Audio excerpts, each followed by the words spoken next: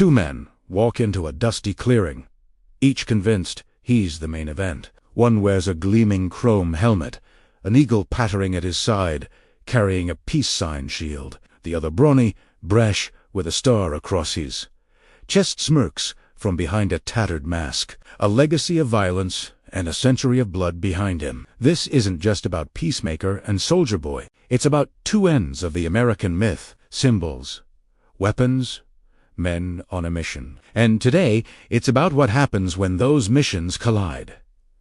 Let's start with Peacemaker. Real name, Christopher Smith.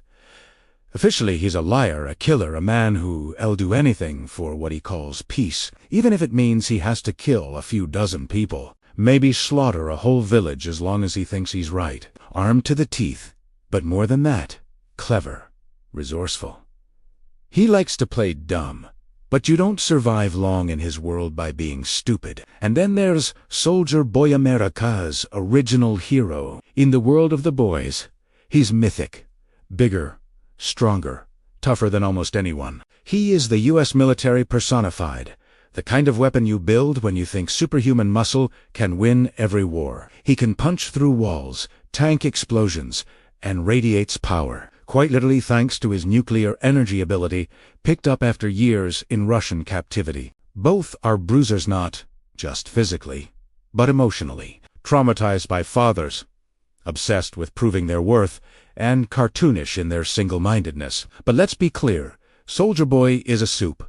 Peacemaker is not. That's the first, and maybe the biggest, difference. Peacemaker's skills come from relentless training and a dark, improvisational mind. He's a master marksman, a skilled hand-to-hand combatant, with military tactics and the capacity for on-the-fly planning. Gadgetry is his elite grenades, with smiley faces, high-tech helmets that do far more than protect his head. Soldier Boy, by contrast, prefers a fight that's close, brutal, and merciless. He doesn't dodge bullets, he lets them bounce off. He doesn't need to plan because he has been the strongest man in the room for decades.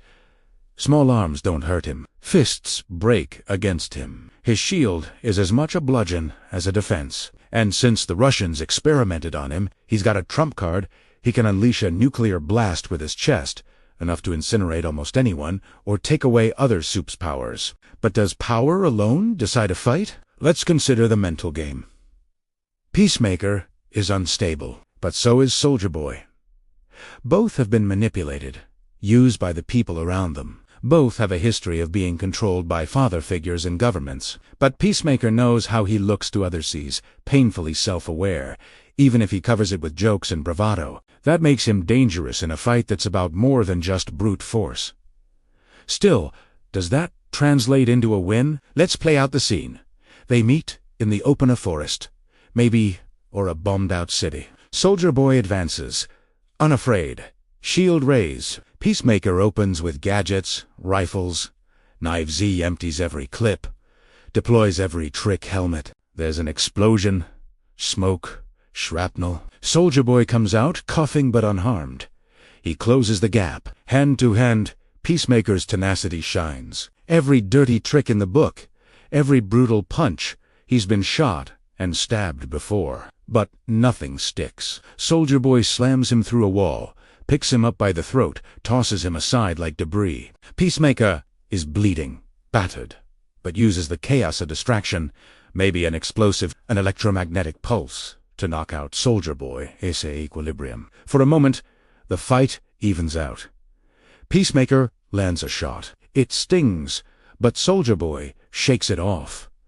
Then comes the blast. Soldier Boy glows, the charge building. Peacemaker, desperate, throws everything he has. But the nuclear energy pulses out a wave of fiery destruction. Unless Peacemaker's helmet tech has an answer, there may not be much left but scorched earth. There's a universe where Peacemaker wins if he can outthink, outmaneuver, turn Soldier Boy's arrogance against him. But Soldier Boy is a living weapon, made to survive when logic says otherwise. So who really wins? On paper, Soldier Boy outclasses Peacemaker in raw power, durability, and destructive force. But Peacemaker has one thing Soldier Boy doesn't: the capacity to surprise. to improvise, to turn ideology into strategy. In the right place, with the right plan, he might just pull it off. But odds are, if these two legends clash, with no prep and nowhere to hide, Soulja Boy emerges from the smoke battered, maybe, but very much alive. The real answer, in a world like theirs, sometimes survival is the only victory. So, the fight goes on.